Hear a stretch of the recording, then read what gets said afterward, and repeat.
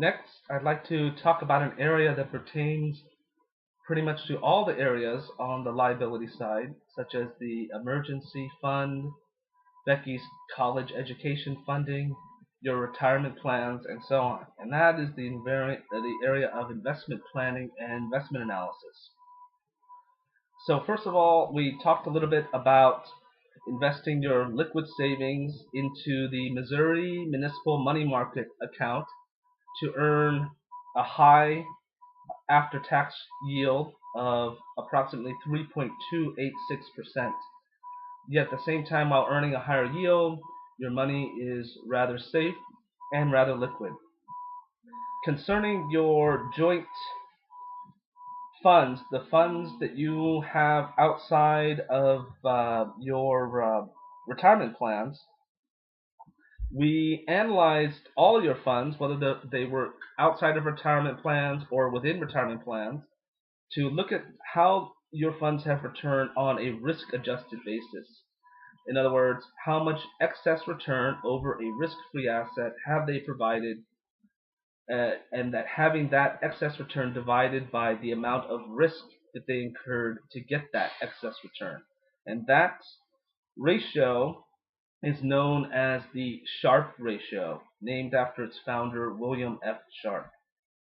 So when we looked at the funds that are jointly owned, the mutual funds that are not a part of your retirement plans, we found that the Haley Growth and Income Fund is a top performer, both in terms of dividend yield and risk-adjusted returns among the large cap funds, the funds that invest in larger publicly owned companies.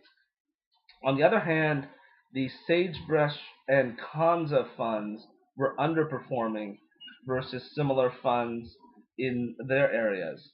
And also the Ruth Fund, a government bond fund, was not performing well on a risk-adjusted basis.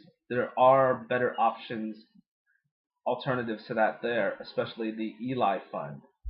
So what we would recommend is that over time, especially if you can get a lower long-term capital gains rate when the time is right, that you sell the Sagebrush, Kanza, and Ruth funds and replace them for some recommendations that we'll have for you in just a second. Concerning the Series EE bonds, those bonds are earning around 4.16% on a tax-deferred basis, and they're going to be earning that for about 5 more years, at which point they will reach full face value. And then they're expected to earn around 3.5% tax deferred thereafter.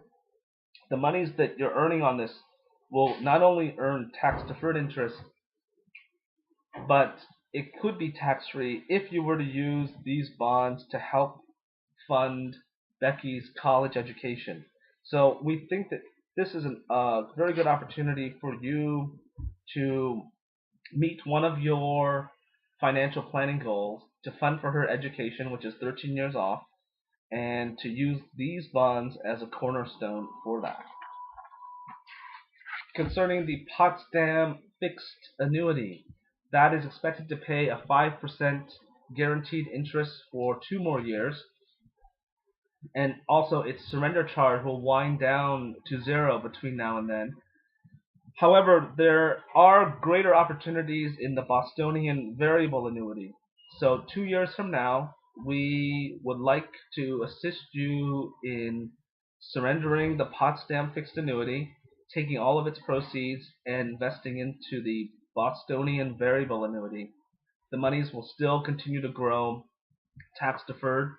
However, the Bostonian variable annuity provides more investment opportunities for you. And now we'll talk a little bit about your retirement plans.